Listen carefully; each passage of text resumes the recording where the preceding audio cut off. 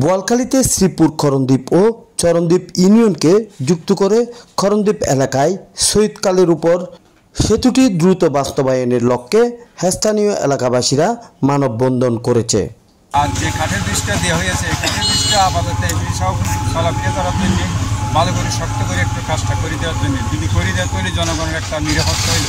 সেই এই ব্রিজ দিয়ে মনে করেন ডেলি হাজার হাজার মানুষ আসা যাওয়া করে, এখন আসা যাওয়া করতে পারতেছে না। রজন থেকে শহর থেকে পটিয়া রাঙ্গুনিয়া বিভিন্ন জায়গায় যায় ব্রিজ দিয়া। এই ব্রিজ সরকারের জন্য আমাদের একটু সহজ। এ সময়ই উপস্থিত ছিলেন করণদ্বীপ কেরানীবাজার ব্যবসায়ী কমিটির সহসভাপতি দুলাল দে, সাধারণ সম্পাদক আকবর খান সওদাগর, সাংগঠনিক সম্পাদক নুরুল্লাহ সওদাগর, করণদ্বীপ ইউনিয়ন পরিষদের প্যানেল চেয়ারম্যান মোহাম্মদ হাসান চৌধুরী, ওসমান সওদাগর, সোলামান সওদাগর, ঈসা সওদাগর, রফিক সওদাগর, জাকরিয়া সওদাগর, জসিম সওদাগর ও ইব্রাহিম মিয়া। এই ব্রিজ নিয়ে কষ্টে আছে, কন্ট্রাক্টররা মাঝে মধ্যে আসে, মাঝে মধ্যে চলে যায়, কিন্তু কাজ আগাইতেছে না। এই ধরনের একটা ব্রিজ হলে একটা বেলি ব্রিজের দরকার হয়, কিন্তু আমরা দেখতেছি একটা ঝুঁকিপূর্ণ কাঠের ব্রিজ দিছে। কাঠের ব্রিজ থেকে প্রতিদিন অটোরিকশা, সিএনজি, মোটরসাইকেল খালের মধ্যে পড়ে যায়, বিভিন্ন অ্যাক্সিডেন্ট হয়। কিন্তু উভয় পাশে আমরা হাজার হাজার মানুষ এই ব্রিজ নিয়ে ভোগান্তিতে আছি। যারা কর্তৃপক্ষ আছে তাদের কাছে আমার আকেল আবেদন, যাতে ব্রিজটা সুন্দরভাবে কাজ তাড়াতাড়ি শেষ করে আমাদেরকে এই কষ্ট থেকে উদ্ধার করে। জোয়ারের পানিতে বিকল্প কাঠের সেতু একপাশে ভেঙে যাওয়ায় জনদুর্ভোগে পড়ে এলাকাবাসী।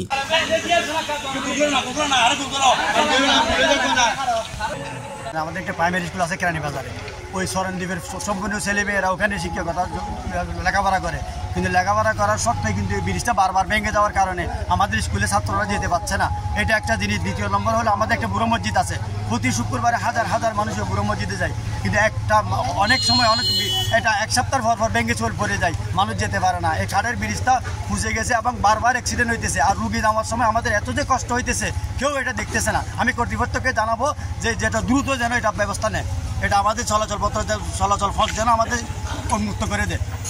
সেতুটি দ্রুত নির্মাণ হলে দূর হবে দুই ইউনিয়নের দুর্দশা, এমন প্রত্যাশা সাধারণ মানুষের।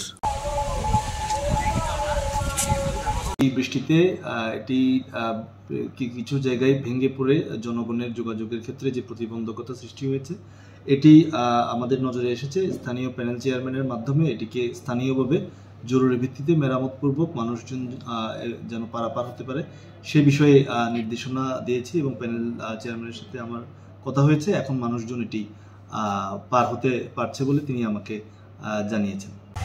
আর যেটা আবার লাস্টে কামিটা নিচ্ছে উনিও এখানে আমরা হালানা ঘোরানো দেখি নাই, অনেক মানুষ এখানে আহত হইতেছে।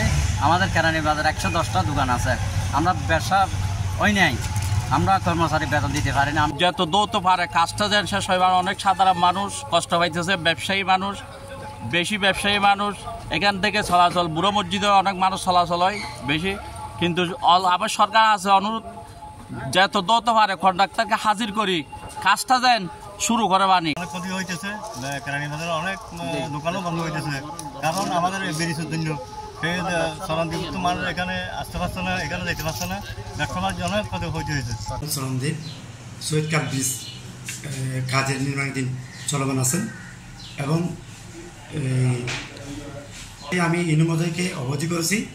ইনু মহোদয় বলেছেন যে উনি অতি দ্রুত কাজ চলমান করার জন্য উনি ঊর্ধ্বতন কর্মকর্তার সাথে কথা বলবেন, এই বলে আমাদেরকে আশ্বস্ত করেছেন।